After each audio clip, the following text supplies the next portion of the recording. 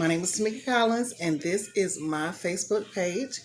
Like, share, subscribe, tell your friends, comment, give me a shout out. You can also reach me on my TikTok. It's coffee, it's COFEPH, or my Instagram, which is Coffee Sings, COFEPHSINGS. That's all one word. So, we are in chapter 12 of Genesis. Thank you so much for rocking with me. We're reading this Bible from beginning to the end, okay? All right, so the chapter starts as this. The Lord said to Abram, "Leave your native country, your relatives, and your father's family, and go to the land that I will show you. I will make you a great nation. I will bless you and make you famous, and you will be a blessing to others. I will bless those that bless you and curse those who treat you with contempt. All families on earth will be blessed through you." So Abraham departed as the Lord had instructed, and Lot went with him. Abram was 75 years old when he left Haran. He took his wife Sarah, his nephew Lot, and all his wealth, his livestock, all the people he had taken into his household at Haran, and headed to the land of Canaan. When they arrived in Canaan, Abram traveled through the land as far as Shechem. There he set up camp beside the oak of Moreh. At that time, the area was inhabited by the Canaanites. Then the Lord appeared to Abram and said, "I will give you this land to your descendants." And Abram built an altar there and dedicated it to the Lord who had appeared to him. After that, Abram traveled south and set up a camp in the hill country, with Bethel to the west and Ai to the east. There he built another altar and dedicated it to the Lord, and he worshiped the Lord. Then Abram continued, traveling south by stages toward the Negev. At that time, a severe famine struck the land of Canaan, forcing Abram to go down to Egypt, where he lived as a foreigner. As he was approaching the border of Egypt, Abram said to his wife Sarai, "Look, you are a very beautiful woman. When the Egyptians see you, they will say, 'This is my wife. Let's kill him, then we can have her.' So please tell them that you are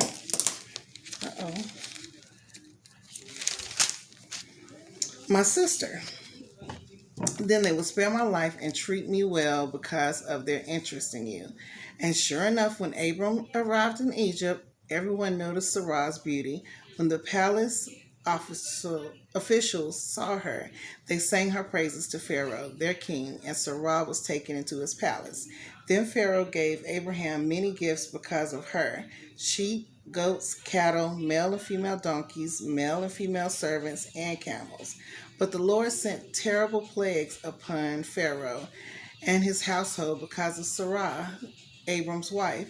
So Pharaoh summoned Abram and accused him sharply. "What have you done to me?" he demanded. "Why didn't you tell me that she was your wife?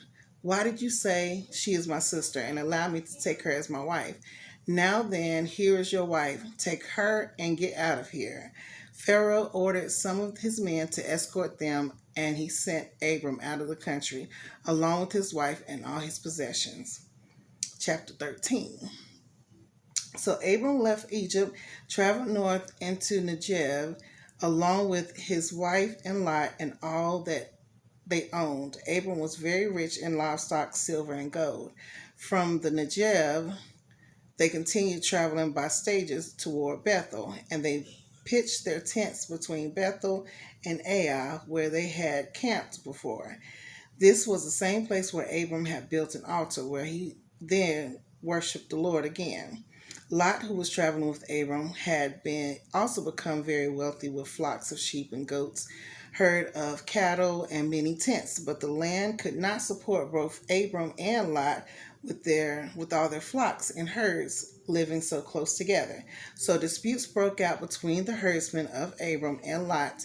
At that time, Canaanites and Perizzites were also living in the land.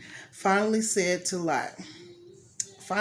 said to Lot, "Let's not allow this conflict to come between us as herdsmen. After all, we are close relatives. The whole countryside is open to you. Take your choice of any section of the land you want, and we will separate. If you want the land to the left, then I'll take the land to the right. If you prefer the land to the right, then I'll take the land to the left. Lot took a long look at the fertile plains of the Jordan Valley in the direction of Zoar, and the whole area was well watered everywhere, like the garden of the Lord or the beautiful land of Egypt. This it was before the Lord destroyed Sodom and Gomorrah. Lot chose for himself the whole Jordan Valley to the east of them. He went there with his flocks and servants, parted the company with his uncle Abram. So Abram settled in the land of Canaan, and Lot moved his tents to the place where Sodom and settled among the cities of the plain. But the people of this area were extremely wicked and constantly sinned against the Lord. After Lot had gone, the Lord said to Abram, "Look as far as you can see in every direction, north, south, east, and west. I am giving all this land, as far as you can see, to you and your descendants as a permanent possession. And I will give you so many descendants that, like the dust of the earth, they cannot be counted. Go and walk through the land in every direction, for I am giving it to you." So Abram moved his camp to Hebron and settled near the oak grove belonging to Mamre. There he built another altar to the Lord. Amazing. Okay. I'm trying to see if we can get into number 14. Let's see if we can read 14, okay? Chapter 14. About this time, war broke out in the region. King Amraphel of Babylonia, King Ariot of Elasar, King Kedorlaomer of Elam, and King Tidal of Gom fought against King Bera of Sodom, King Bersha of Gomorrah, King Shinab of Admah, King Shemeber of Zobim, and the king of Bela, also called Zor. These second group of kings joined forces in the Siddim Valley, that is the Valley of the Dead Sea. For 12 years they had been subject to King Kedorlaomer, but in the 13th year they rebelled against him. 1 year later, Kedorlaomer and his allies arrived and defeated the Rephaites at Ashtaroth, Kornaim, the Zuzites at Ham, and the Emites of Shava Carathium, I guess, and the Horites at Mount Seir, as far as El Param at the edge of the wilderness. Then they turned back and came to En Meshpat, known as Kadesh, and conquered all the territory of the Amalekites, and also the Amorites living in Hazar-Zon Tamar. Then the rebel kings of Sodom, Gomorrah, Admah, Zobom, and Bela, also called Zor, prepared for battle in the valley of the Dead Sea. They fought against King Kedorlaomer of Elam, King Tidal of Gom, King Amraphel of Babylonia, and King Arioch of Elasar. 4 kings against 5. As it happened, the valley of the Dead Sea was filled with tar pits, and as the army of the kings of Sodom and Gomorrah fled, some fell into the tar pits, while the rest escaped into the mountains. The victorious invaders then plundered Sodom and Gomorrah and headed home, taking with them all the spoils of the war and food supplies. They also captured Lot, Abram's nephew, who lived in Sodom, and carried off everything they owned. But one of Lot's men escaped and reported everything to Abram. The Hebrew, who was living near the oak grove belonging to Mamre, the Amorite, Mamre, and his relatives, Eshcol and Aner, were Abram's allies. When Abram heard this, that his nephew Lot was captured, he mobilized the 318 trained men who had been born into his household. Then he pursued to Chedorlaomer's army until he caught up with them at Dan. There he divided his men and attacked during the night. Chedorlaomer armies fled, but Abram chased them as far as Hobah, north of Damascus. Abram recovered all the goods that had been taken, and he brought back his nephew Lot with all his possessions and the women of their captives.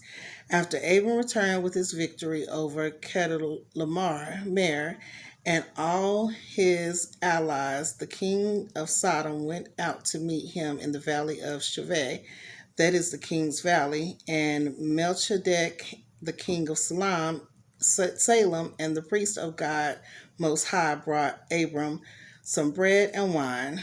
Melchizedek blessed Abram with this blessing: Blessed be Abram by God Most High, creator of the heaven and earth, and blessed be the God Most High who had defeated your enemies for you.